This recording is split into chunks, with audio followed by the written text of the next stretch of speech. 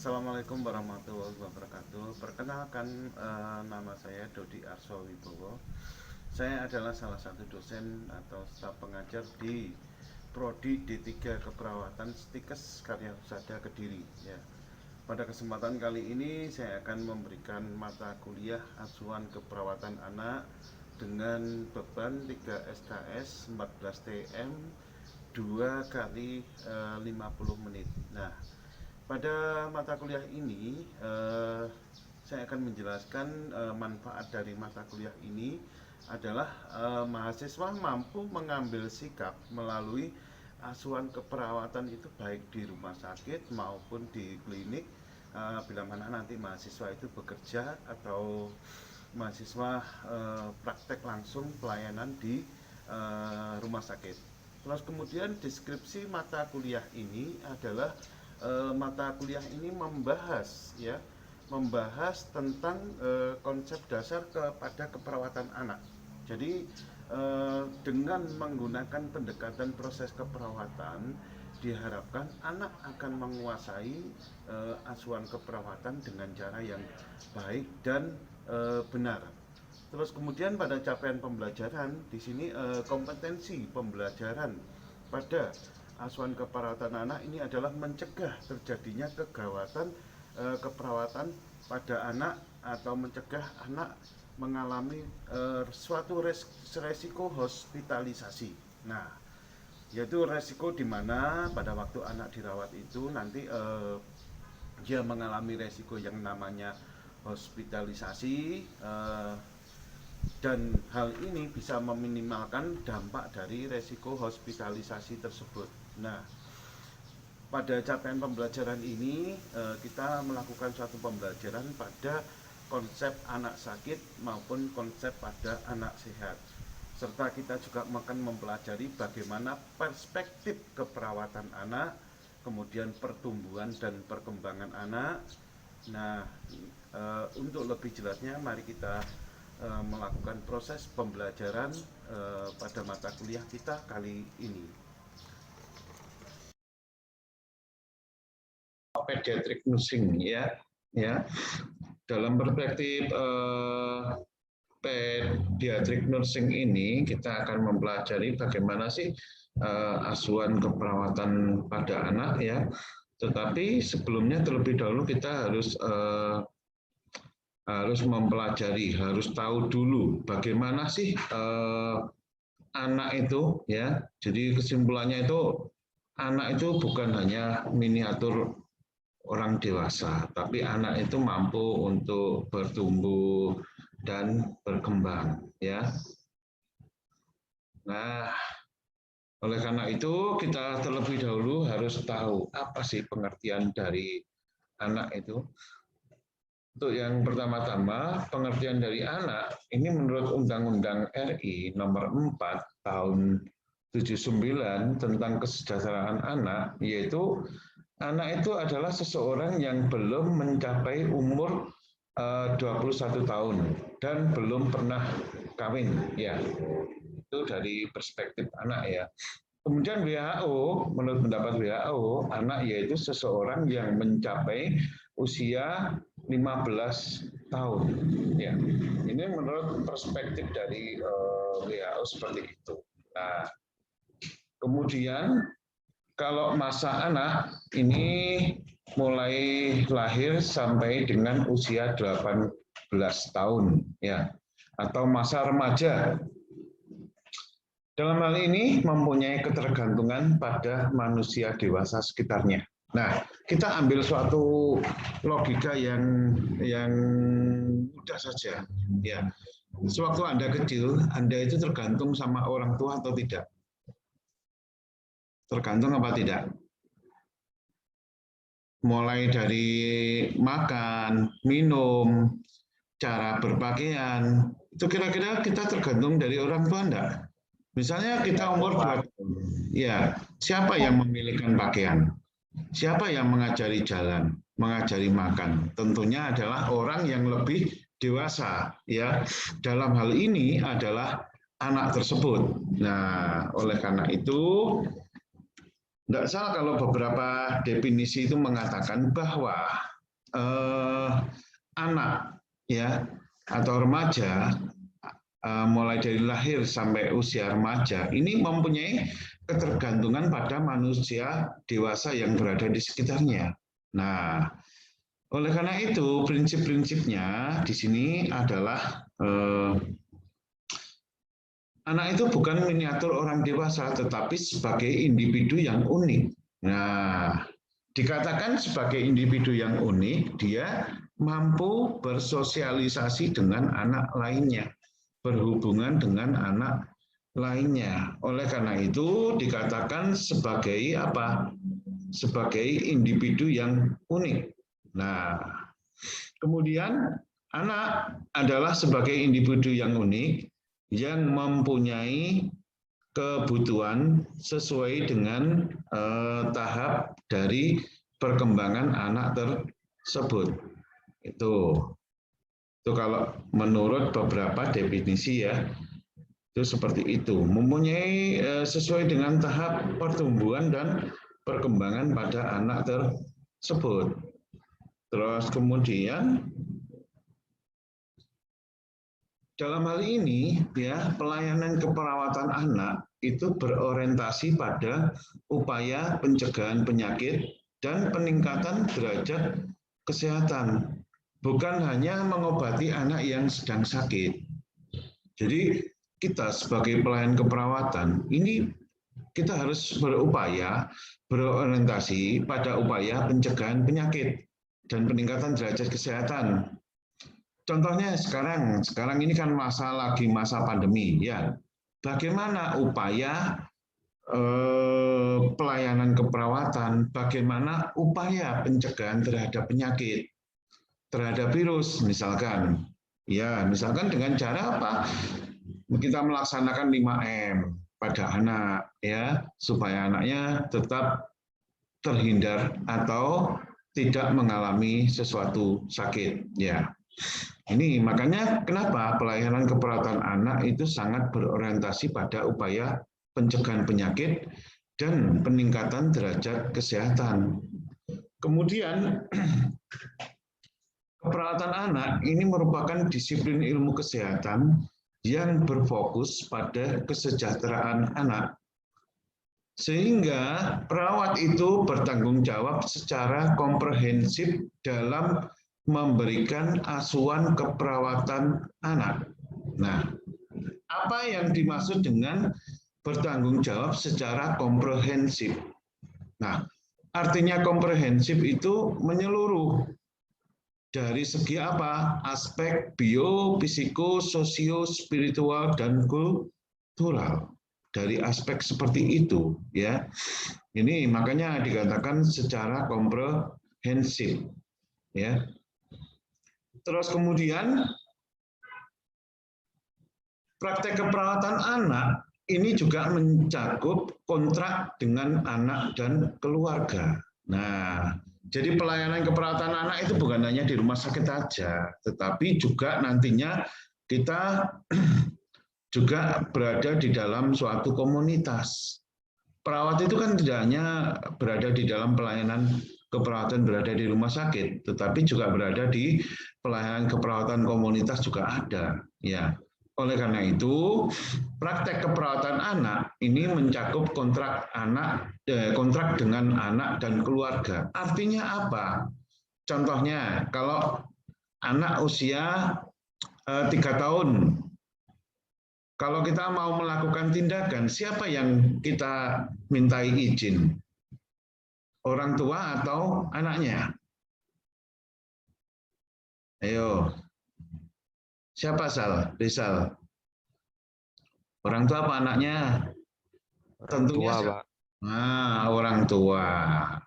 Kenapa? Kenapa kau orang tua? Karena si anak belum kooperatif. Nah, betul sekali. Betul sekali, ya. Selain itu, kita dalam melakukan intervensi tindakan keperawatan, ya, atau melakukan implementasi itu perlu adanya kerjasama antara orang tua, anak, ya, atau keluarga terdekat yang dekat dengan anak tersebut. Oleh karena itu, ya, dalam hal ini praktek keperawatan anak ini kenapa harus menyakup kontrak dengan anak dan keluarga? Yang utama adalah kita bisa melakukan atau mencegah. Kemudian yang kedua kita mengkaji, kemudian mengintervensi, dan meningkatkan kesejahteraan hidup dengan menggunakan proses keperawatan yang sesuai dengan aspek moral atau etik, ya, dan aspek hukum secara legal. Nah, aspek moral etik, ya, itu kaitannya apa? Kita bisa melakukan suatu informed consent sebelum kita melakukan prosedur, tindakan keperawatan, harus mengetahui atau harus sepengetahuan orang tua. Orang tua wajib memberikan izin. Nah, dari aspek hukum, ya, legal, supaya kita tidak malpraktek dalam melakukan tindakan atau prosedur keperawatan, gitu ya. Oleh karena itu, mengapa praktek keperawatan pada anak itu harus mencakup kontrak dengan anak dan keluarga, ya. Jadi tujuannya adalah tidak lain seperti itu, ya. Cukup jelas ya penjelasan saya, ya. Terus kemudian yang keenam, ya, tujuan keperawatan anak dan remaja adalah untuk meningkatkan maturasi atau kematangan yang sehat bagi anak dan remaja sebagai makhluk biopsikososial dan spiritual dalam konteks keluarga dan masyarakat. Nah, ini ya. Jadi tujuan keperawatan anak dan remaja adalah untuk meningkatkan maturasi dan atau kematangan yang sehat bagi anak remaja sebagai makhluk biopsikososial spiritual dalam konteks keluarga dan masyarakat. Jadi tujuannya itu supaya anak apa? Dapat tumbuh, dapat berkembang sesuai dengan aspek atau norma-norma yang berada di masyarakat.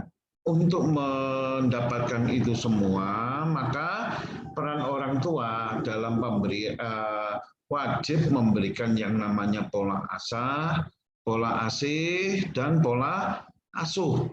Itu kaitannya pada anak, gitu ya. Nah, oleh karena itu,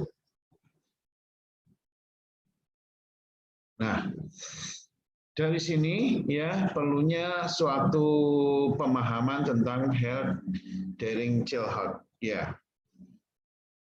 Jadi pada health during childhood ini kesehatan merupakan suatu fenomena yang kompleks, ya. Kenapa dikatakan sesuatu yang kompleks? Kompleks itu artinya sangat vital sekali, bahwa namanya sehat itu merupakan aset yang tidak ternilai. Ya, contohnya pada saat ini ya, pada saat ini orang rajin berolahraga, rajin melakukan sesuatu hal yang bersifat positif, tujuannya adalah meningkatkan imunitas. Nah, oleh karena itu, kalau anaknya sehat, maka jiwanya nanti juga akan sehat, artinya sehat secara rohani dan secara jasmaninya. Nah, kenapa hal ini menjadi tolak ukur? Karena bisa diukur dari angka mortalitas pada anak tersebut. Ya, bagaimana selain angka mortalitas, kita juga mengukur dengan aspek dari angka morbiditas. Ya, Anda tentunya sudah paham ya kalau sudah mencakup angka mortalitas dan morbiditas kita yang akan kita bicarakan ini ya. Kenapa perlunya kita mempelajari asuhan keperawatan anak Ya, sudah saya katakan dari awal bahwa anak itu adalah sesuatu aset yang sangat berharga bagi siapa? Bagi orang tua, bagi generasi berikutnya. Nah, kemudian yang perlu kita garis bawahi adalah informasi tentang mortalitas dan morbiditas. Nah, bagaimana kita mendapatkan suatu pentingnya tentang informasi angka mortalitas dan morbiditas? Karena kalau kita sudah bicara tentang mortalitas dan morbiditas, itu sudah berkaitan dengan angka atau suatu kejadian. Nah, kenapa hal ini menjadi suatu penting, ya, menjadi hal yang sangat penting? Ya, kenapa? Karena kita harus tahu bahwa penyebab kematian dan penyakit ini yang akan menjadi suatu fenomena atau tolak ukurnya, ya. Terus kemudian yang kedua adalah kelompok usia resiko tinggi terhadap gangguan atau penyakit tertentu sehingga bisa mengakibatkan hal-hal yang bersifat fatal. Itu yang harus kita garis bawahi. Kenapa kita wajib menjaga angka tersebut, ya. Kemudian kemajuan pengobatan dan pencegahan, ya. Kemajuan pengobatan dan pencegahan. Bagaimana kemajuan pengobatan sekarang? Bagaimana pencegahannya? Dengan seiring perkembangan zaman, pengobatan sekarang juga lebih istilahnya lebih canggih. Terus pencegahannya pun dari aspek pencegahan kita bisa melakukan imunisasi, bisa melakukan vaksinasi. Dari anak, contohnya kalau anaknya BBLR, kita wajib melakukan perawatan sehingga bayi yang BBLR tersebut bisa berat badannya kembali menjadi baik. Ya. Nah, ini merupakan suatu tindakan pencegahan melalui imunisasi, melalui suplemen makanan, vitamin, atau istilahnya menuju aspek terhadap pencegahan penyakit. Ya. Terus keempat itu yang meliputi terhadap bidang khusus konseling kesehatan, ya. Bidang khusus konseling kesehatan. Apa yang dimaksud dengan bidang khusus konseling kesehatan? Jadi perawat itu Anda harus ingat, ya, apa peran perawat? Yang pertama, memberikan pelayanan. Ada nggak aspek peran perawat sebagai pendidik, ya, edukator? Kita wajib juga memberikan kegiatan khusus konseling kesehatan, memberikan promosi kesehatan, memberikan health edukasi kepada siapa? Ya, kepada masyarakat. Ya, kalau di rumah sakit pun ada yang namanya adalah program PKMRS, ya. Ini adalah memberikan konseling kesehatan, memberikan penjelasan tentang penyakit, ya, tentang pencegahannya, tentang pengobatannya dan lain sebagainya. Oleh karena itu, kenapa hal ini menjadi penting? Untuk mengurangi angka kematian terhadap siapa? Terhadap anak, ya. Gitu. Makanya beberapa hal ini menjadi sangat penting sekali dilakukan. Ya. Makanya dari perspektif ilmu keperawatan anak, maka peran dari perawat anak itu sangat vital sekali, ya. Memberikan tindakan, memberikan promosi kesehatan, memberikan health edukasi, ya, kepada siapa? Ya, kepada orang tua, masyarakat dan lain sebagainya, ya. Sesuai dengan hak-hak dari siapa? Dari anak tersebut. Nah, sekarang kita pelajari tentang mortality. Apa sih yang dimaksud dengan mortality? Ya, ini kalau istilah ini sering sekali disebut sebagai vital statistik. Ya, apa vital statistik? Itu adalah angka suatu kejadian. Ya. Jadi mortality statistik di sini adalah menggambarkan insiden atau jumlah individu yang meninggal pada waktu tertentu. tentu. Nah, karena ada suatu insiden atau kejadiannya berupa apa? Mungkin karena kejadian berupa angka penyakit, sakit, dan lain sebagainya, dan membutuhkan perawatan, ya, atau mungkin adanya suatu pandemi dan lain sebagainya, sehingga mempengaruhi kenaikan angka mortality. Nah, hal ini kan yang kita pelajari tentang masalah anak. Jadi kalau masalah askep anak, tetap yang kita pelajari adalah anak. Kita mencegah supaya mortality rate pada anak itu bisa menurun. Dengan jalan bagaimana? Kita bisa melakukan pencegahan, melakukan health edukasi, dan lain sebagainya. Ya, ini saya ambil contoh saja, kasus diare. Ya, diare itu juga merupakan penyakit-penyakit yang sifatnya bisa musiman dan lain sebagainya, ya. Atau demam berdarah, ya, sifatnya juga musiman. Terkadang orang tua nggak tahu kalau anaknya kena demam berdarah, sehingga panas diobati, turun panasnya. Fase-fasenya kan orang tua kadang belum mengetahui, sehingga orang tua mengalami kebingungan tak kalah si anak tersebut sudah memasuki fase atau kondisi yang kritis, sehingga kalau kondisinya sudah masuk ke fase yang kritis, akhirnya dampaknya apa? Baru orang tua membawa ke pelayanan kesehatan atau ke rumah sakit. Tetapi sebelumnya orang tua kadang tidak mau mempelajari, tidak mengetahui, dan lain sebagainya. Oleh karena itu, ya, kita harus sebagai perawat, ya, harus bisa menurunkan sedemikian rupa angka terjadinya mortality rates pada anak. Ya. Nah, dari angka kematian bayi ini adalah jumlah kematian per 1000 kelahiran hidup selama umur 1 tahun, ya, kalau ditinjau dari kematian bayi.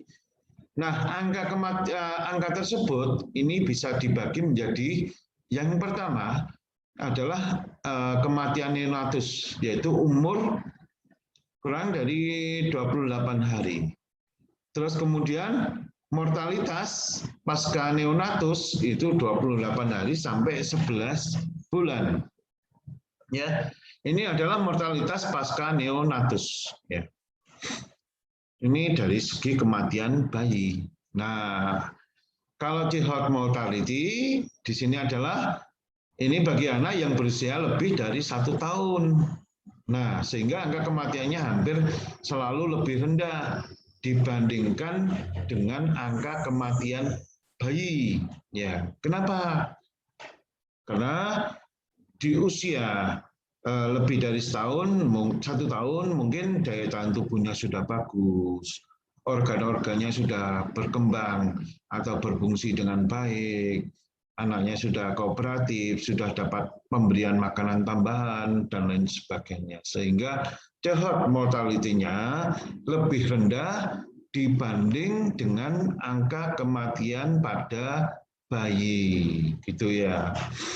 Ini yang harus kita bandingkan. Ya, coba Anda kalau sudah nanti praktek keperawatan di ruang neonatus dan di ruang anak itu sudah berbeda. Karena endingnya di neonatus dan ruang anak itu memang suatu ruangan yang berbeda, tidak sama, ya. Kalau anak itu sendiri, kalau neonatus sendiri, ya. Terus berikutnya adalah ini kita bisa melihat, ya, proporsi penyakit penyebab kematian pada bayi. Ya, ini menurut hasil SKRT. Ini saya ambil contoh saja, ya, hanya untuk gambaran aja, ya. Yang pertama penyakit sistem pernapasan, ini menduduki 29,5%, ya. Kemudian ada juga gangguan, contoh dari penyakit sistem pernapasan itu kan banyak sekali, ya. Ada ISPA, ada TB, dan lain sebagainya, ya. Kemudian gangguan perinatal, ya. gangguan perinatal, ya ini sudah mencapai 29,3%, kemudian diare 13,9%, kemudian sistem persarapan 5,5%, kemudian penyakit tetanus 3,68%, infeksi dan parasit lain ini 3,5%. Ya, ini menurut proporsi penyakit penyebab kematian. Ya, nanti saya update yang terbaru ya. Kemudian angka kematian bayi AKBA ini adalah jumlah kematian anak umur 0 sampai 4 tahun per 1000 kelahiran hidup. Ya, ini adalah merupakan angka kematian bayi atau angka jumlah kematian anak umur 0 sampai 4 tahun per 1000 kelahiran hidup. Ya, AKBA ini menggambarkan faktor-faktor lingkungan yang berpengaruh terhadap kesehatan anak balita, seperti contohnya masalah gizi, terus kemudian masalah gizi ini kaitannya dengan apa? Pemenuhan kebutuhan gizi. Bagi siapa? Ya bagi bayi maupun pada anaknya. Ya, karena untuk proses pertumbuhan itu perlu yang namanya asupan gizi yang bagus. Yang menjadi dasar berikutnya adalah kondisi sanitasi.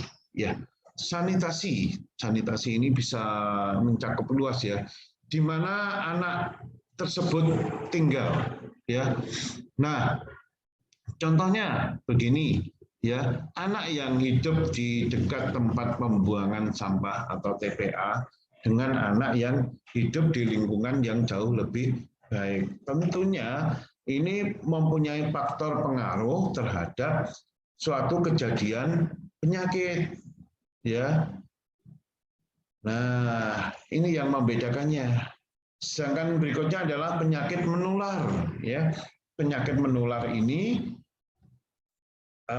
merupakan penyakit yang bisa menularkan dari satu anak ke anak yang lainnya, ya, termasuk misalkan pada saat ini ya masa pandemi atau masa virus corona, ya, kita harus juga lebih perspektif, lebih hati-hati, ya, misalkan anak bermain dengan anaknya tetangga, nggak taunya anak tetangga positif. Nah, anak kita ketularan akhirnya bisa apa? Menularkan pada orang yang lebih dewasa. Kita waspada terhadap apa? Penyakit yang sifatnya adalah menular, ya. Nah, gitu. Terus selanjutnya adalah kecelakaan, ya. Kecelakaan ini bisa diakibatkan oleh pengaruh perilaku, pengaruh apa ya? Sesuatu yang bersifat bisa mencelakakan pada anak atau bisa membuat anak itu celaka. Ya, ini yang dimaksud dengan kecelakaan ya. Terus berikutnya adalah morbiditas. Apa yang dimaksud dengan morbiditas? Di sini morbiditas itu berbicara tentang apa? Prevalensi penyakit tertentu pada populasi di waktu tertentu. Ini yang dinamakan dengan morbiditas, ya. Jadi prevalensi penyakit tertentu pada populasi di waktu tertentu. Contohnya saja, ya. Contoh hal yang kecil saja. Misalnya di suatu komunitas anak playgroup atau TK. Ada salah satu anak yang sakit flu atau pilek ya atau babil. Nah, kemungkinan anak-anak yang lainnya ini karena namanya komunitas dan berada di dalam satu ruangan tertentu, kemungkinan anak-anak ini bisa ketularan penyakitnya, ya. Ini yang dikatakan apa? Prevalensi penyakit tertentu. Kalau di sini morbiditas ini cakupannya itu lebih luas dibandingkan dengan komunitas tadi, ya. Kemudian bisa dinyatakan sebagai angka per 1.000 penduduk. Nah, makanya saya katakan kenapa cakupannya lebih luas, karena bisa dinyatakan per 1.000 penduduk, ya. Terus kemudian berikutnya adalah the new morbidity, ya. The new morbidity ini adalah di samping penyakit dan cedera anak ini dalam menghadapi masalah lain yang sehingga dapat banyak mengubah masalah kesehatannya. Ini yang dimaksud dengan the new morbidity, ya. Ini ada di samping penyakit dan cedera pada anak, ya, dalam menghadapi masalah lain yang dapat banyak mengubah kesehatannya. Ya. Cedera pada anak itu saya rasa bukan hanya cedera karena anak lari, jatuh, dan lain sebagainya, tetapi juga karena apa? Pengaruh dari orang tua, perilaku dan lain perilaku anak dan lain sebagainya, sehingga anak itu bisa menimbulkan apa ya, suatu cedera atau suatu kecelakaan atau sesuatu hal yang membahayakan bagi anak tersebut. Nah.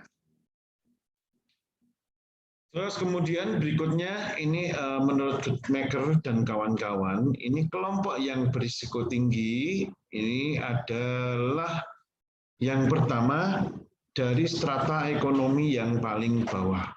Ini kalau menurut Guttmacher, ya.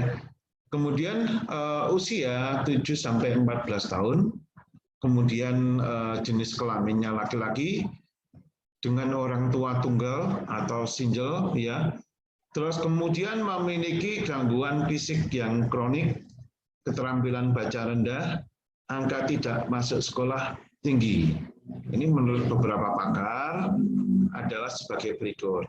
Dari hal ini, kita akan coba mengulas pernyataan tersebut satu persatu menurut pendapat saya, ya. Kemudian kita sikapi dulu dari strata ekonomi yang paling bawah. Ya, paling rendah atau katakan saja ekonomi miskin, ya. Kalau sekarang orang miskin kan dapat bantuan dari pemerintah, ya, gitu ya. Anda sudah pernah lihat ya, rumahnya dikasih tulisan bahwa ini layak menerima bantuan, ya. Dari strata ekonomi paling bawah, kenapa saya katakan menurut Guttmacher ini beresiko tinggi? Satu, dari sosial ekonomi tersebut bisa membawa dampak terhadap pemenuhan kebutuhan gizi pada anak. Ya, kalau kebutuhan gizinya kurang, pertumbuhan anak juga akan terhambat, sehingga anaknya mudah sekali menjadi sakit, gitu ya. Kemudian umur 7-14 tahun. Kenapa 7-14 tahun? Ya, dari usia 7-14 tahun, anak ini tumbuh kembangnya itu optimal, sehingga anak beraktivitasnya, tingkat aktivitasnya tinggi, mulai dari bersepeda, mulai dari lari, bermain, dan lain sebagainya.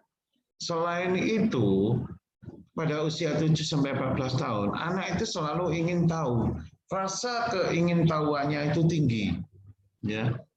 Rasa keingintahuannya tinggi. Bagaimana sih rasanya mandi di sungai? Nggak taunya mandi di sungai, kecebur, tenggelam. Nah, itu rasa keingintahuannya tinggi. Ya, itu memang lumrah terjadi pada anak usia sekitar itu 7-14 tahun. Oleh karena itu, peran dari orang tua terhadap pengawasan anak terhadap terjadinya cedera atau resiko kecelakaan itu sangat penting sekali. Ya. Terus kemudian usia laki-laki. Kenapa usia laki-laki? Kalau pada usia laki-laki ini aktivitasnya itu lebih tinggi. Contohnya aktivitas bermain. Bermain layang-layang di sawah, naik sepeda, mandi di sungai, dan lain sebagainya, ya. Tapi kalau anak perempuan aktivitasnya kan terbatas juga, ya, sesuai kaidah-kaidahnya, ya. Kemudian bagaimana dengan orang tua tunggal atau single parent? Ya, hal ini, ya, Kalau orang tuanya cuma satu, pengawasannya kurang. Bagaimana kurang? Lah, orang tuanya bekerja, yang nunggu anaknya siapa? Kan tidak ada.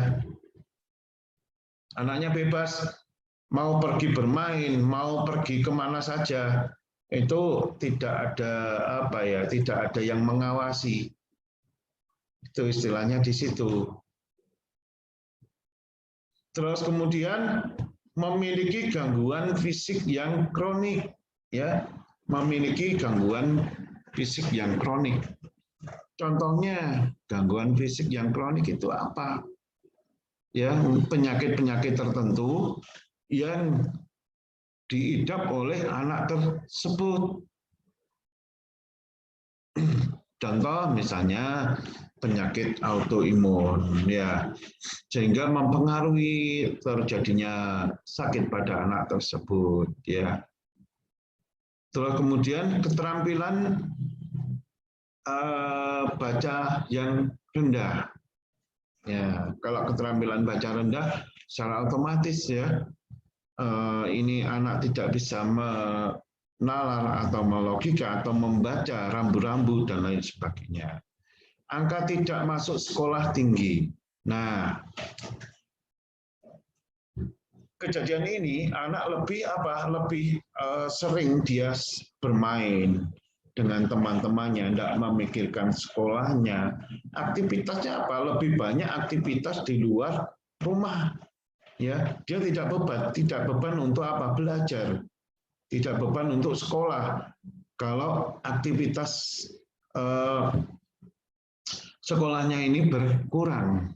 Ini fenomena yang sekarang dihadapi itu seperti itu. Ya, besok janjian, besok kita main ya ke sana. Kita besok tidak usah sekolah, ya. Ini yang membawa dampak tersebut adalah sebagai berikut ini, ya. Nah, hal-hal ini yang mengakibatkan anak itu rentan beresiko tinggi terhadap masalah-masalah kesehatan. Itu yang harus kita garis bawahi. Berikutnya adalah komponen dari asuhan keperawatan anak sendiri, ya. Yang pertama adalah asuhan keperawatan anak, kemudian kaitannya juga dengan keluarga, sehingga dari masalah ini kita harus bisa mengetahui ya faktor-faktor yang terkait dengan asuhan keperawatan anak dalam konteks keluarga. Nah, utamanya di sini adalah yang pertama adalah masalah kesehatan. Masalah kesehatan ini tentu berkaitan dengan apa? Satu, ada penyakit infeksi, ya. Yang kedua ada undernutrition, ya. Terus kemudian yang ketiga ada kecelakaan dan keracunan. Kemudian masalah yang sering terjadi pada masing-masing anak tersebut, ya. Ini ya faktor-faktor yang terkait dengan asuhan keperawatan anak dalam konteks keluarga, ya. Nah, bagaimana hal ini bisa disikapi oleh keluarganya, sehingga keluarganya bisa mengadakan suatu pencegahan terhadap masalah-masalah yang terjadi pada anak tersebut, itu ya. Contohnya penyakit infeksi. Nah, penyakit infeksi itu kan contohnya banyak sekali ya. Kita batuk pilek aja sudah bisa ke arah infeksi, undernutrition, ya, gizi yang jelek. Ini mempengaruhi apa? Terhadap pertumbuhan pada anak, terhadap pertumbuhan maupun perkembangan pada anak, ya. Kecelakaan dan keracunan, ya. Ini juga memerlukan suatu kewaspadaan. Jangan sampai anak jajan sembarangan, ya. Jajan sembarangan sehingga apa yang terjadi? Makanan yang kadaluarsa atau yang sudah kadaluarsa ya dan lain sebagainya ini termakan oleh anaknya, sehingga apa? Anak rentan sekali terjadi sakit, ya. Oleh karena itu fokus atau faktor-faktor yang sangat terkait dengan asuhan keperawatan anak kita harus tahu. Kita sebagai perawat harus mengetahui masalah-masalah yang sering terjadi pada anak tersebut, ya. kemudian perlunya yang kedua adalah healthcare policy. Ya, apa yang dimaksud dengan healthcare policy? Yaitu kebijakan tentang masalah kesehatan. Ya. Nah, sekarang kalau kita bicara healthcare policy, kita sudah berkaitan dengan program pemerintah yang namanya dengan BPJS Kesehatan, ya, sudah tercover, ya. Saya rasa ini masyarakat juga sudah mengetahui, ya. Terus kemudian yang ketiga adalah perkembangan dari ilmu pengetahuan dan teknologi masalah kesehatan, ya. Dengan berkembangnya peralatan, berkembangnya pengobatan, kecanggihan peralatan, sehingga lebih mudah untuk mendiagnosis atau mendeteksi kondisi kesehatan pada anak tersebut. Ya, semakin dini kita mengetahui diagnosis pada anak tersebut, semakin cepat kita bisa melakukan pengobatan pada anak, sehingga masalah kesehatan anak bisa dioptimalkan sebaik mungkin, ya, dengan adanya perkembangan ilmu pengetahuan teknologi kesehatan, ya. Kemudian kita juga akan mempelajari tentang lingkup dari anak, ya. Jadi kalau kita kembali ke konteks lagi, kalau namanya anak, itu kita nanti juga mempunyai lingkup yang namanya adalah lingkup praktek keperawatan pada anak. Ya.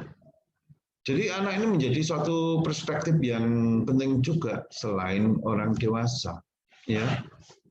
Jadi lingkup praktek keperawatan anak di sini merupakan batasan suatu asuhan keperawatan yang diberikan pada klien anak dari usia 28 hari sampai 18 tahun, ya, atau usia bayi baru lahir sampai usia 12 tahun. Ini menurut literatur yang saya baca, ya. Kemudian dalam memberikan asuhan keperawatan pada anak, ini kita juga harus berdasarkan pada kebutuhan dasar anak, yaitu kebutuhan untuk tumbuh kembang pada anak. Ada yang namanya pola asah, asih, dan asuh. Nanti kalau kita season berikutnya akan kita pelajari, ya, tentang pertumbuhan dan perkembangan. Bagaimana mendeteksi kelainan pada anak, soal pertumbuhan dan perkembangannya. Bagaimana kita menerapkan cara-cara menerapkan pola asah, asih, asuh pada anak. Ini tentunya akan menjadi suatu hal yang menarik, ya. Bagi mahasiswa sekalian yang punya adik yang masih kecil-kecil, perlu pertumbuhan dan perkembangan, nanti bisa mempelajari bahwa anak itu memang sesuatu yang unik, ya. Sesuatu yang unik untuk dipelajari, ya. Saya juga pernah membaca sebuah referensi atau literatur, ya. Jadi misalkan ini di dalam suatu rumah. Rumah itu kalau ada anak kecilnya dan rumahnya selalu bersih, itu kalau menurut sebuah referensi yang saya baca itu malah kurang bagus. Tetapi kalau rumahnya kotor, berantakan, menandakan bahwa pola anak tersebut itu menjadi lebih baik, ya. Kalau rumahnya bersih terus meskipun ada anak kecilnya, berarti anak mau bermain pasti dimarahi sama orang tuanya, ya. Tetapi kalau rumahnya berantakan karena anaknya bermain di sembarang tempat, ya biarkan aja. Itu apa? Artinya kita juga melatih pertumbuhan dan perkembangan anak. Anak bebas apa? Berimajinasi dengan apa? Permainannya. Atau permainannya nanti juga sesuai dengan tahap tumbuh kembang dari anak tersebut. Itu, ya. Oke, nanti kan kita pelajari ya, kan kita pelajari pada session berikutnya tentang pertumbuhan dan perkembangan anak, ya, permainan anak dan lain sebagainya. Sehingga ini akan menjadi suatu hal yang menarik untuk kita pelajari.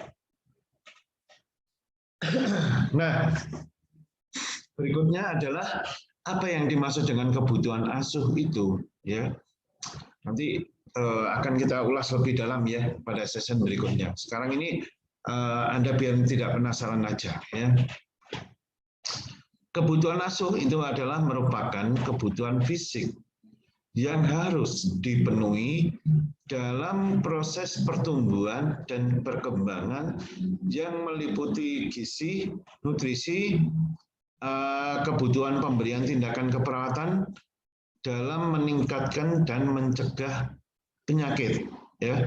Juga kebutuhan perawatan dan pengobatan bayi sakit, kebutuhan akan tempat atau perlindungan yang layak, kebutuhan hygiene perseorangan, sanitasi lingkungan, ya, sehat, pakaian, kesehatan jasmani dan rekreasi.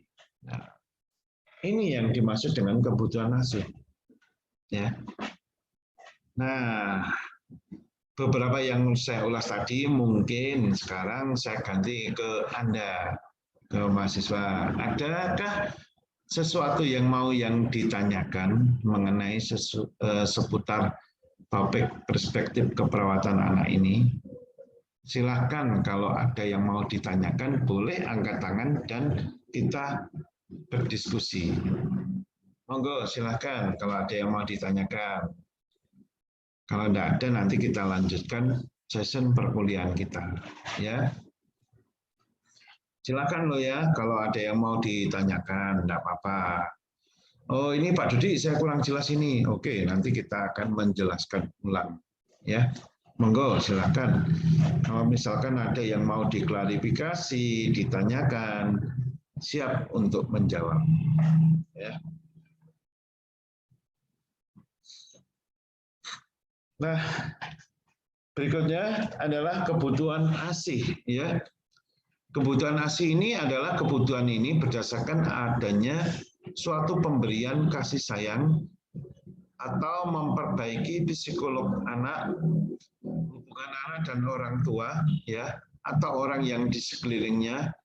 Karena hal ini akan memperbaiki perkembangan psikologi anak, ya. Sehingga apa? Terpenuhinya kebutuhan ini akan meningkatkan yang namanya ikatan kasih sayang yang erat atau bonding, ya. Sehingga apa?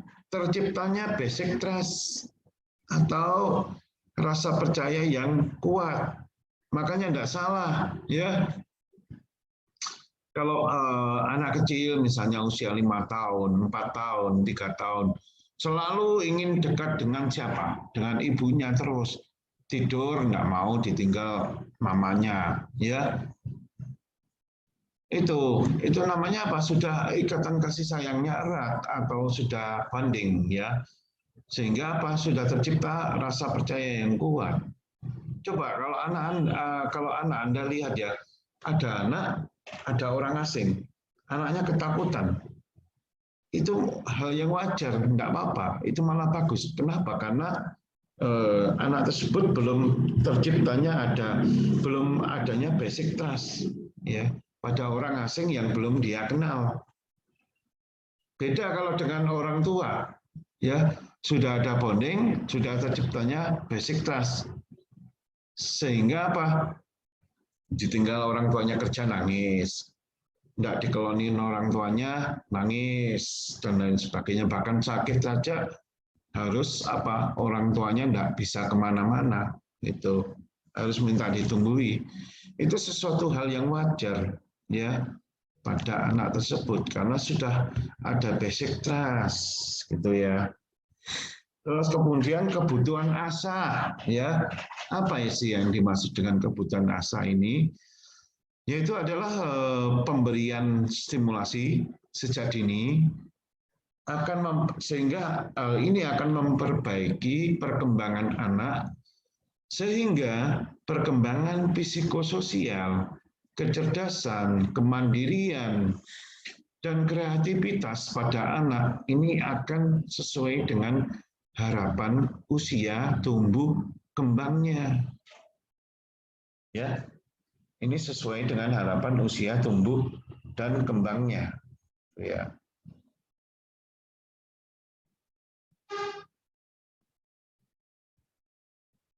Nah, jadi pemberian stimulasi yang tepat itu akan mengoptimalkan otak pada anak tersebut.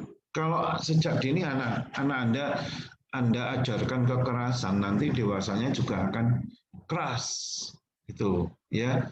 Tetapi stimulasi yang tepat itu akan optimalkan otak pada anak tersebut, ya. Tuh, jadi pola asah ini sangat penting sekali, ya. Kadang orang tua memasukkan anaknya di playgroup, setelah playgroup nanti di taman kanak-kanak supaya anak bisa mendapatkan stimulasi dan lain sebagainya. Itu memang sangat perlu sekali, ya. Itu namanya adalah melatih anak sejak dini atau sejak dini mungkin, ya. Itu yang harus kita perhatikan. Nah, kemudian pada masa anak-anak, ya, pada masa bayi sampai remaja, ini tetap perlu adanya stimulasi yang tepat, ya. Jangan kita cekoki anak kita dengan kondisi-kondisi yang jelek. Nanti dewasanya dia akan tumbuh menjadi anak yang keras, malah jelek, ya. Kemudian kenapa demikian? Karena masing-masing anak itu sangat unik, ya, unik sekali. Jadi kita harus betul-betul istilahnya kita memberikan hak-hak pada anak.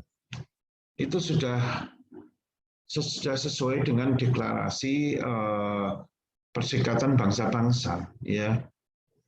Itu sangat penting. Hak anak itu sangat penting sekali. Jangan anak itu dijejali dengan kekerasan, dengan fisik dan lain sebagainya, ya.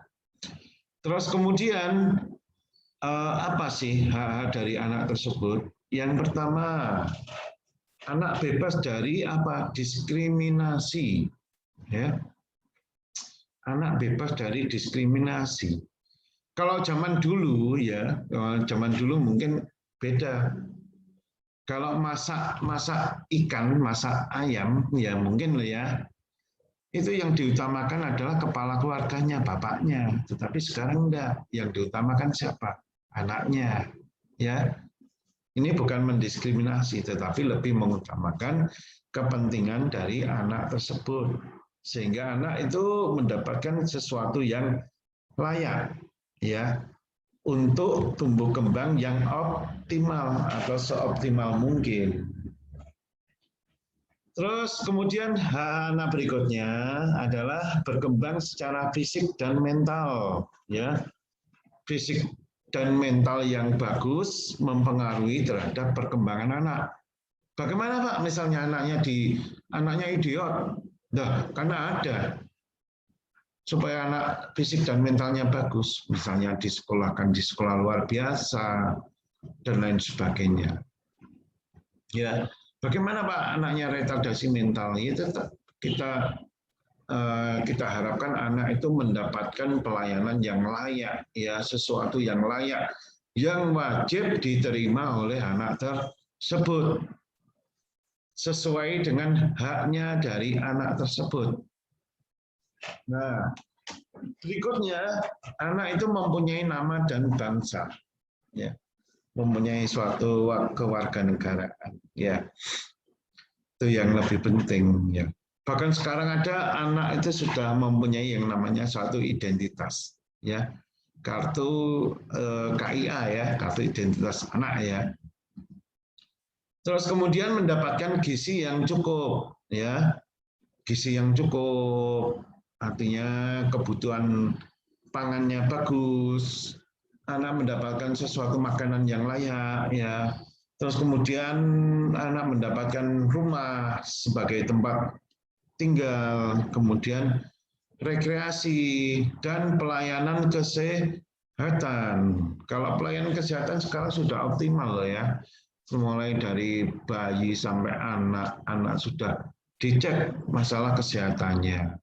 Antara lain anak sudah mendapatkan vaksin, diukur tumbuh kembangnya ya.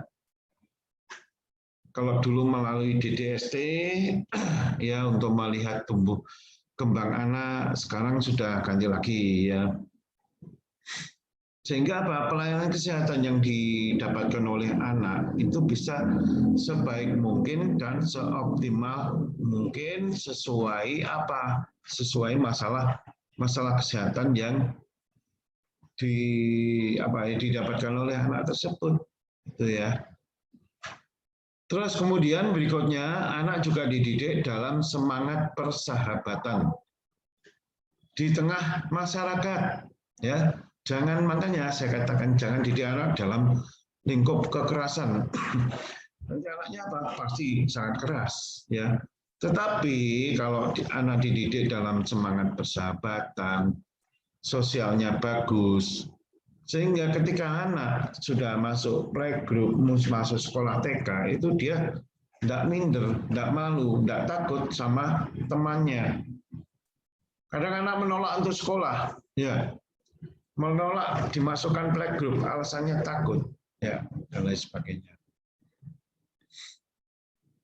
Terus kemudian berikutnya adalah mendapatkan perawatan secara khusus jika mengalami kecacatan atau cacat fisik, ya. Ini anak harus mendapatkan perawatan secara khusus. Kemudian yang ketiga adalah menerima cinta, pengertian, dan keamanan. Ya, sesuai dengan kebutuhan Maslow loh ini ya. Jadi cinta kasih, pengertian, dan keamanan dari orang tua atau orang yang lebih dewasa itu wajib diberikan pada anak tersebut. Jangan anak dikasih stresor ya. Nanti anaknya minder, anaknya takut, ya anaknya stres dan lain sebagainya. Terus selanjutnya anak juga layak untuk menerima pendidikan, terus kemudian sehingga anak bisa mengembangkan kemampuan anak tersebut, ya. Makanya tahap awal itu anak tidak salah kalau dimasukkan ke playgroup, namanya aja playgroup, kelompok bermain, ya. Ini untuk melihat atau untuk mengetahui bagaimana sosialisasi dari anak tersebut, ya. Yang pertama kali mendapatkan pertolongan ketika ada bencana. Siapa ya? Anak-anak dulu. Kenapa? Karena anak ini adalah aset. Nah, makanya anak itu dikatakan suatu aset yang tidak bernilai atau tidak ternilai harganya. Kenapa saya katakan seperti itu? Karena apa? Merupakan generasi kita berikutnya. Makanya kalau ada bencana, gunung meledos atau banjir, yang wajib kita tolong dulu adalah siapa? Si anak-anak tersebut, ya, karena aset kita, ya, kita wajib menyelamatkan aset, ya. Terus kemudian berikutnya adalah dilindungi dari pengabaian, kekejaman, dan eksploitasi pada anak. Nah, sekarang ya ada Komisi HAM untuk melindungi anak tersebut, ya, sehingga anaknya tidak sampai cedera, anaknya tidak mendapatkan perilaku yang kejam atau perilaku yang tidak layak dari orang dewasa, orang tua, atau orang yang berada di sekitarnya.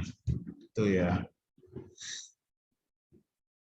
Kemudian kita lanjutkan ke pediatric of nursing, yaitu filosofi keperawatan anak. Ya, jadi sebelum kita mulai ke ranahnya, kita wajib melihat dulu bagaimana keperawatan anak. Ya, apakah sudah konsistensi dengan pengertian keperawatan? Ya, ini yang penting kita garis bawahi. Kenapa demikian? Karena the diagnosis and treatment of human response actual of atau potensial masalah kesehatan, ini tetap menjadi suatu problem, suatu masalah. Ya, ini menurut pendapat dari Weli and Wong ya. Ini penting sekali adanya apa? Penegakan diagnosis, ya, terus intervensi keperawatan, ya, kemudian adanya respon yang sangat penting terhadap masalah-masalah kesehatan. Contohnya masalah pandemi, ya. Sekarang kan masih masa pandemi. Nah, sehingga apa? Ini menjadi suatu tolak ukur yang penting bagi kita, ya. Bagaimana kita menghindari atau mencegah supaya kita tidak menjadi apa ya, satu ketularan atau kita tidak terpapar dan lain sebagainya. Ini suatu contoh saja ya. Terus berikutnya tujuannya apa sih yang dari pediatric counseling tadi? Yang pertama adalah pencapaian derajat kesehatan setinggi mungkin bagi anak. Bukan hanya bagi masyarakat yang orang dewasa, tetapi juga bagi anak. Derajat kesehatan itu sangat penting sekali, ya. Meminimalkan terhadap penyakit kronis, penyakit yang apa ya? Jangan dikira anak itu tidak punya penyakit kronis, tapi lihat kasus-kasus di rumah sakit itu masih banyak ya anak yang mengalami talasemi dan lain sebagainya. Ya.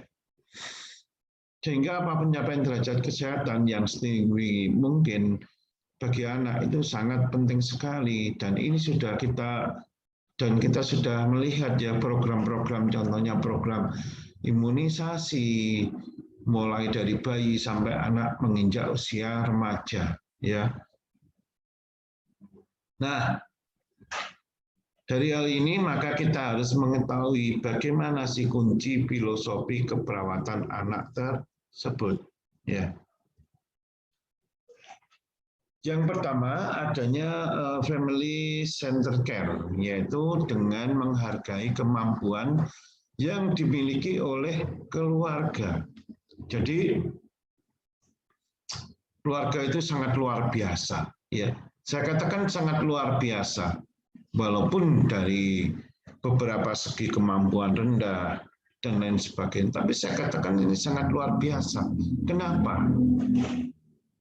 Sadar atau tidak sadar ya, jika sebuah keluarga mempunyai anak dalam kondisi sakit, contohnya misalnya kan sakit panas saja lah ya, bagaimana upaya keluarga itu mengatasi masalah kesehatannya? Mulai dikompres, kalau dikompres, ini kan merupakan apa? Salah satu upaya untuk menurunkan suhu tubuh. Dikasih apa ya, kalau orang Jawa itu dikasih minyak-minyak atau blonyoan dan lain sebagainya. Ini juga merupakan apa? Suatu upaya dari family center care. Nah, dari hal ini ada dua konsep dasar yang harus kita ketahui ya. Yang menjadi faktor pemungkin di sini yaitu menggali pengetahuan dan keterampilan dari family center care. Bagaimana pengetahuan keluarga, bagaimana skillnya keluarga, pengetahuan keluarga tentang merawat anak sakit, ya, keterampilannya apa? Ya saya katakan tadi, contoh hal yang paling mudah saja, kalau anaknya panas, gimana keterampilan keluarganya? Misalnya mengompres di dahinya sini, di ketiaknya, di lehernya. Itu apa? Keterampilan keluarganya dalam menghadapi anak sakit tersebut. Nah, oleh karena itu kita harus tahu dulu kunci dari filosofi keperawatan anaknya. Yang pertama tentunya adalah family center care, ya. Terus berikutnya juga apa? Menciptakan kesempatan pada keluarga untuk menunjukkan kemampuan dan kompetensinya. Ya, menciptakan kesempatan pada keluarga untuk menunjukkan kemampuan dan kompetensinya. Suatu contoh begini, Anda bawa anak Anda periksa ke Pak Mantri atau Pak Dokter ya, Bu, nanti tolong ya obatnya diminum 3 kali sehari, pagi jam sekian sekian ya. Yang puyernya nanti caranya minumkan seperti ini ya, dibuka, dikasih air, dikasih apa-apa. Nah, bagaimana kemampuan keluarganya setelah dievaluasi? Nanti 3 hari datang ke sini lagi ya Bu untuk periksa. Oh ternyata setelah 3 hari obat diberikan semua, anaknya sakitnya sudah mulai enakan. Ini kan menunjukkan apa? Bahwa bahwa keluarga itu mempunyai kesempatan untuk menunjukkan kemampuan dalam merawat anak sakit sesuai dengan apa? Kompetensinya. Kompetensinya apa? Sesuai yang dia ketahui dalam merawat anak tersebut. Berdasarkan apa ya? Berdasarkan pengalaman, berdasarkan informasi, ya. Itu. Kemudian berikutnya adalah empowering, ya, yaitu menjelaskan interaksi profesional dengan keluarga, ya, dengan keluarga, sehingga apa? Tercipta perasaan yang aman terhadap keluarga, sehingga bisa apa? Memperkokoh tindakan yang diberikan, ya, sehingga bisa memperkokoh tindakan yang diberikan. Jadi pentingnya kita menjelaskan interaksi yang profesional dengan keluarga. Artinya apa? Di sini perawat memberikan apa? Edukasi. Kita wajib sesuai peran kita adalah memberikan edukasi. Edukasi apa? Pendidikan tentang masalah kesehatan. Kepada siapa? Ya tentu kepada keluarga. Tentang apa? Tentang penyakit yang dihadapi oleh keluarga. Tujuannya apa? Supaya keluarga mampu secara optimal merawat salah satu anggota keluarga atau anaknya yang mengalami sakit. Endingnya adalah di situ. Ya. Mungkin sebelum saya lanjutkan, saya kasih kesempatan Anda sekalian untuk bertanya. Monggo, silakan. Silakan, enggak apa-apa, kita sharing, kita diskusi. Tentang apa? Tentang perspektif keperawatan anak. Gitu ya. Memang anak itu unik, ya, sangat unik. Anda mau nginpus anak itu loh ya. Sulitnya bukan main. Ya, bukan sulit caranya nginpus, enggak. Tetapi apa? Perlu inform konsen, perlu merayu dulu. Kecuali anaknya kalau nggak sadar, nggak usah dirayu, langsung dicubles. Tetapi kalau anaknya menolak, menangis, marah, dan lain sebagainya, mau diinfus, bagaimana cara Anda? Cara kita supaya anak mau dilakukan infus. Kalau caranya nginfus sih gampang, ya, gampang sekali. Kita sudah tahu bekalnya. Tetapi yang terpenting adalah apa? Kita profesional dulu. Profesional bagaimana? Ya kita dekati anaknya. Kita bina hubungan saling percaya. Dengan siapa? Ya dengan anak dan keluarga. Tentunya kalau mau melakukan tindakan, ya tetap kita melibatkan keluarga. Atau melibatkan teman sejawat kita. Nah, oleh karena itu pentingnya membina hubungan saling percaya antara perawat dan pasien itu sangat penting sekali. Gitu ya, Bro. Oke, kita lanjutkan ya. Jadi pada masalah ini kita akan melihat bagaimanakah elemen kunci asuhan berpusat pada keluarga, ya, karena kalau anak pun itu tidak terlepas dari yang namanya keluarga. Kenapa keluarga? Karena keluarga yang merawat si anak tersebut, ya, baik single atau tidak single parent, ya. Nah, elemennya yang pertama adalah bahwa kita harus mampu mengenali bahwa keluarga itu berpusat dan menetap pada kehidupan anak. Ya, itu cikal bakalnya anak itu dari keluarga. Nah, anaknya kamu kasih makan nasi sama garam, ya, bagaimana kemampuan anak tersebut? Itu ya. Tetapi kalau dari segi gizinya baik, tumbuh berkembang, sehingga apa? Tumbuh kembangnya pun juga baik. Itu ya. Yang kedua, elemen dari kunci asuhan ini memfasilitasi orang tua pada tingkat asuhan kesehatan yang seoptimal mungkin. Ya, dalam arti begini, kita melibatkan apa? Orang tua dalam memberikan asuhan keperawatan pada anak. Kemudian yang ketiga adalah apa?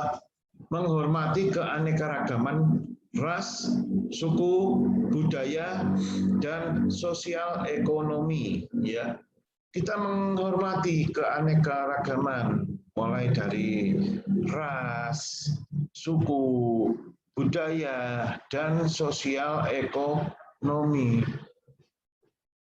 Ini yang penting sekali, keanekaragaman ini yang perlu kita istilahnya kita bina. Ya. Kemudian yang keempat adalah mengenali kekuatan keluarga dan perorangan dan menghormati perbedaan cara mengatasi untuk menentukan strategi pendekatan.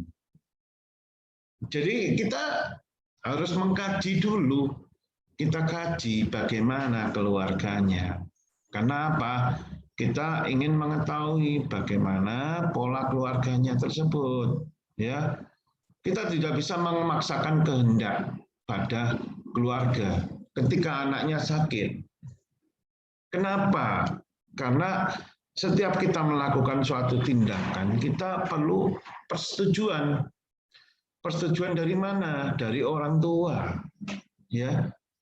Makanya saya kemarin sebelum pandemi itu selalu supervisi ke ruang anak.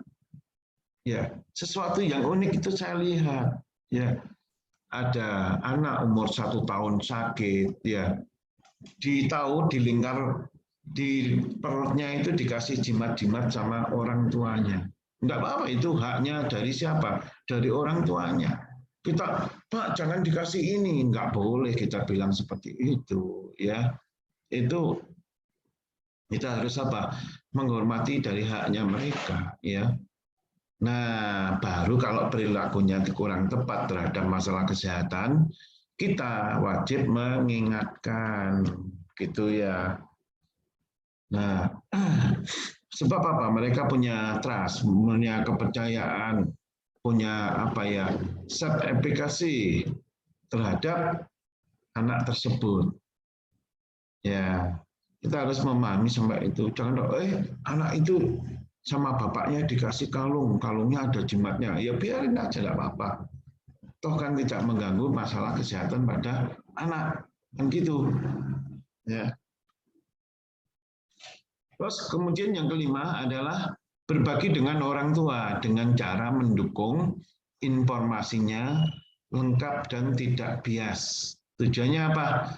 Supaya tidak membingungkan keluarga sehingga diperlukan persiapan perawat di dalam berkomunikasi.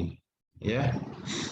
Kemudian mendorong dan memfasilitasi dukungan dari siapa? Dari keluarga. Kemudian yang ketujuh adalah mengerti dan memasukkan kebutuhan, pertumbuhan dan perkembangan anak serta siapa? Serta keluarga.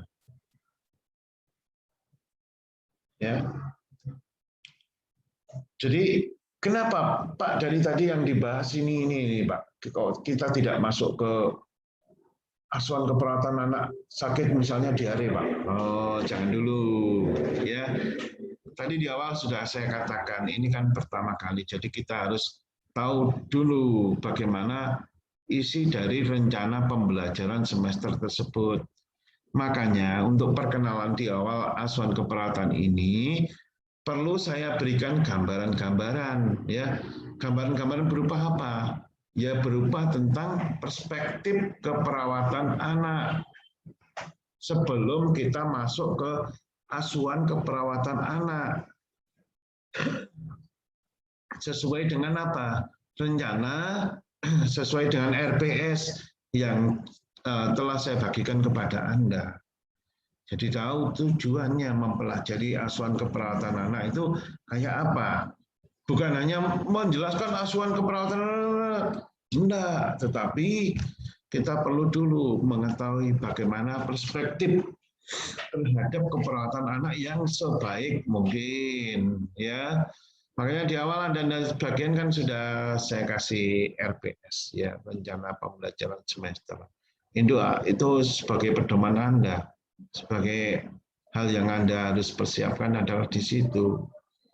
Ya, kita berdoa aja lah, semoga pandemi ini segera berlalu, Anda bisa praktek di ruang anak, di ruang IGD, sehingga Anda bisa tahu lebih banyak, oh cara merawat anak itu seperti ini. Ya, kalau kita tidak kelahan sama sekali, mungkin gambarannya belum jelas. Soalnya dikatakan unik, memang unik sekali anak itu. Saking uniknya apa, dosis obatnya aja sudah berbeda loh ya. Dibanding dengan apa, orang dewasa. Dosis pemberian obat pada anak itu tidak sama dengan dosis pemberian obat sama orang dewasa. Anak sakit harus ditimbang berat badan dulu. Kenapa harus ditimbang? Ya, pertimbangannya adalah menentukan dosis obat dan lain sebagainya. Ya, terus hal yang tidak kalah pentingnya, kita harus mampu mencegah terjadinya apa? Stres hospitalisasi pada anak. Sudah pernah dengar? Ayo, apa yang dimaksud dengan stres hospitalisasi pada anak? Ya, ada yang pernah dengar? Ayo. Oke, kelihatannya belum loading ini ya. Oke, kita lanjutkan aja lah kalau gitu ya. Nanti saya harapkan Anda untuk berikutnya lebih kooperatif ya. Biar apa? Biar kita sama-sama lebih enjoy. Perkuliahan kita lebih enjoy ya. Terus berikutnya kita lihat dari keuntungan Family Center Care. Ya. Keuntungan Family Center Care di sini apa? Keluarga merasakan kepercayaan diri dan kompetensi dan stres dalam mengasuh anak. Ya, jadi kita mempunyai kompetensi yang lebih dan apa? Mempunyai tingkat stres yang dalam sehingga apa bisa mengurangi tingkat stres dalam mengasuh anak. Sebenarnya kalau mengasuh anak itu enggak perlu stres. Cuma capek itu sudah menjadi tanggung jawab kita, ya. Tetapi kalau kita mau menghayati, memaknai, kita meresapinya dengan enjoy, bahwa keunikan-keunikan itu akan apa ya istilahnya tercapai, kan kita lihat ya sewaktu kita mengasuh anak, ya. Kemudian para profesional sehingga akan merasa puas, sehingga apa? Baik ortu yang memberikan asuhan keperawatan ini akan mendapatkan kemampuan mengembangkan keterampilan di dalam merawat si anak tersebut. Ya, ini keuntungan Family Center Care. Ya. Terus, nah peran kita berikutnya adalah mencegah terjadinya traumatik care pada anak. Ya. Sebagai pemberi asuhan keperawatan yang terapeutik, tujuan utamanya adalah do no harm. Do no harm tersebut itu terdiri dari 3 prinsip. Prinsip yang pertama apa? 1, mengurangi perpisahan antara orang tua dan anak. Yang kedua apa? perlindungan fisik dan psikologis. Fisik dan fisik itu ya tubuh kita ini. Psikologis apa? Status mental si anak tersebut. Ya, wajib kita lindungi secara fisik dan psikologis. Terus yang ketiga apa? Mencegah atau mengurangi trauma fisik dan nyeri. Yang ketiga, bagaimana mencegah atau mengurangi trauma fisik dan nyeri? Caranya bagaimana? Satu, kita lakukan dengan cara menjaga, mengawasi anak tersebut. Makanya perlu pola asih dan asuh yang bagus pada anak, supaya anak terhindar dari trauma fisik dan nyeri. Ya, jangan orang tua yang otoriter, anak salah main pukul. Nah, itu namanya kita enggak mengurangi trauma fisik, tapi malah menambah nyeri. Gitu ya. Nah, selanjutnya masalah primary nursing ya. Primary nursing di sini adalah menjaga atau merawat anak selama 24 jam. Ya. Siapa yang suruh jaga anak selama 24 jam? Ya orang tua dong. Kalau ada baby sister ya baby sisternya. Tapi lebih cenderung ke siapa? Orang tuanya. Kalau di rumah sakit siapa? Ya perawatnya dong. Ya, yang jadi apa? Primary nursing-nya. Oleh karena itu, apa yang terjadi? Hubungan perawat dan anak perlu ditekankan karena ada hubungan yang terapeutik, sangat bermanfaat. Ya. Kemudian primary nursing yaitu juga apa? Akan mendukung asuhan keperawatan pada anak dan menjadikan asuhan yang konsisten serta apa? Fokus pada unit keluarga dalam perencanaan dan pelaksanaannya. Ini yang dinamakan dengan primary nursing, ya. Jadi tetap mendukung istilahnya apa? Asuhan keperawatan pada anak dan menjadikan asuhan yang konsisten serta fokus pada apa? Unit keluarga dalam perencanaan dan pelaksanaannya. Pelaksanaan apa ya? Pelaksanaan dari primary nursing itu sendiri. Itu ya. Kemudian yang berikutnya adalah case management ya. Di sini yang dimaksud dengan case management adalah merupakan sistem pemberi asuhan yang seimbang ya antara biaya, kualitas dengan memperhatikan pembiayaan yang berlebihan. Nah, apa manfaat dari case management itu? Manfaatnya adalah meningkatkan kepuasan pada keluarga dan anak. Ya, jadi kita wajib memberitahu, memberikan edukasi, memberikan pengetahuan pada siapa? Ya pada keluarga dan pada keluarganya. Keluarga siapa? Keluarga yang mempunyai anak sakit. Tentang apa? Manajemen perawatan pada anak sakit. Sesuatu hal yang mudah, tetapi harus kita lakukan. Contohnya, Bu, nanti jam sekian minum obatnya. Bu, supaya nanti suhu tubuhnya lekas turun, nanti dikompres saja ya Bu ya. Nah, kita kompres saja ya. Sehingga apa? Hal ini memberikan kepuasan terhadap keluarga dan anak yang menerima pelayanan kesehatan. Nah, terus berikutnya adalah peran perawat anak. Ya, di sini ada family advocacy atau caring ya. Ya. Jadi yang dimaksud di sini adalah tanggung jawab utama pada penerima pelayanan asuhan keperawatan. Melalui apa? Kerjasama dengan siapa? Keluarga. Tujuannya apa? Merencanakan atau sesuai dengan tindakan yang sesuai. Dengan harapan bagaimana? Bahwa keluarga itu mengetahui semua layanan yang ada.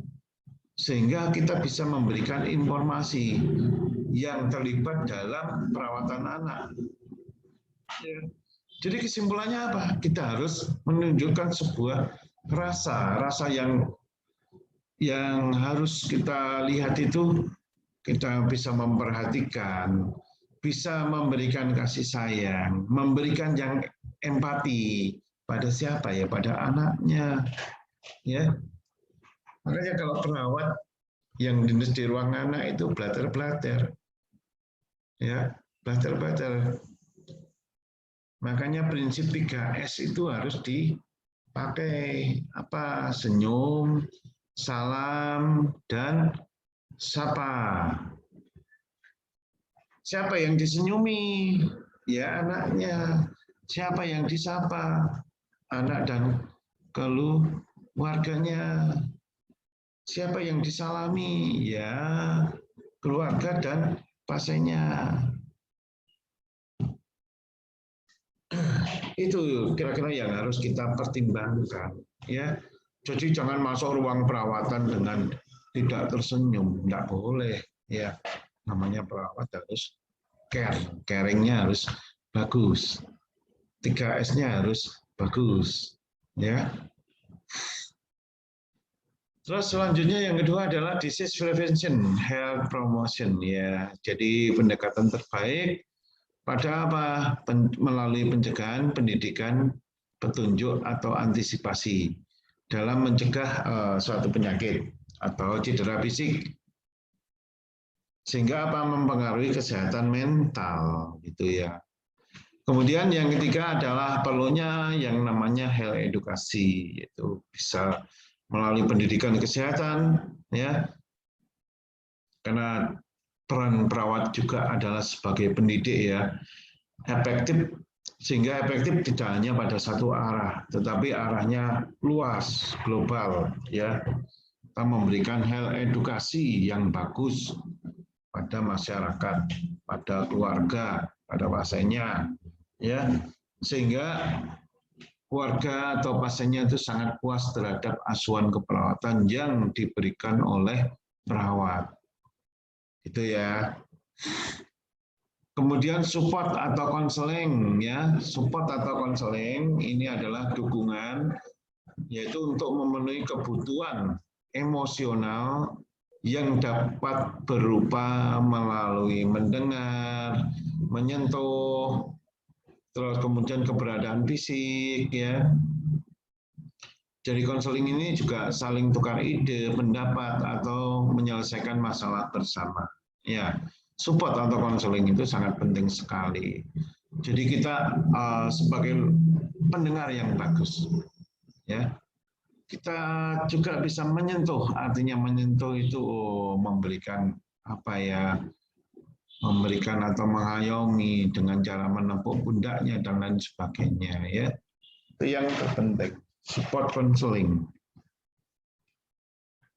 Terus kemudian perawat juga harus mahir dalam therapeutic role, ya. Apa yang dimaksud dengan therapeutic role? Ini adalah hal yang paling mendasar dari kebutuhan semua peran perawat.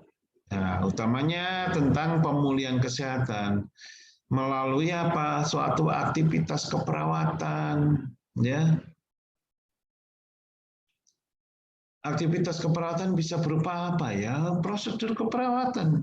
Bisa melalui tindakan keperawatan, injeksi, infus, dan memberikan obat, dan lain sebagainya, ya.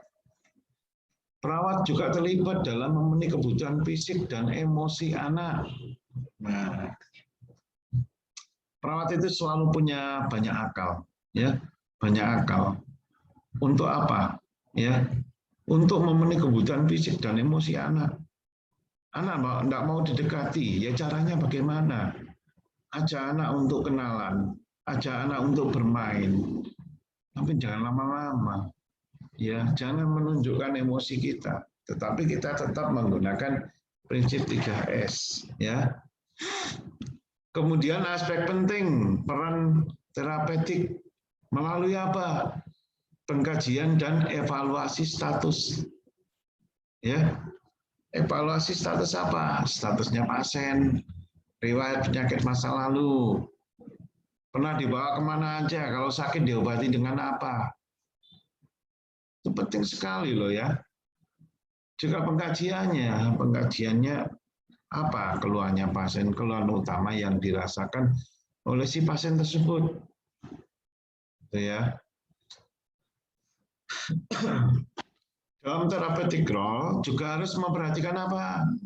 Emosi, kebutuhan pertumbuhan dan perkembangan, sehingga dapat mempengaruhi terjadinya proses penyakit.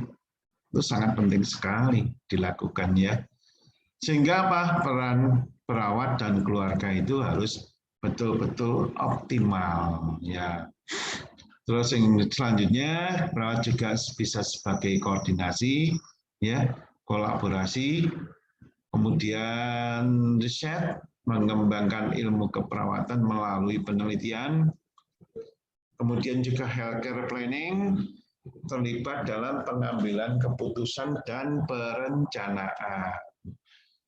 Sehingga apa? Kecenderungan di masa yang mendatang ini diharapkan pergeseran sehingga perawatan penyakit ini meningkatkan, terutama kita bisa mencegah ya dengan meningkatkan masalah kesehatan. Pelayanan perawatan di rumah ini menjadi independen dan berketerampilan yang lebih tinggi. Terus kemajuan teknologi mempengaruhi apa peran terhadap perawat anak. Ya. Demikian perkuliahan kita hari ini ya.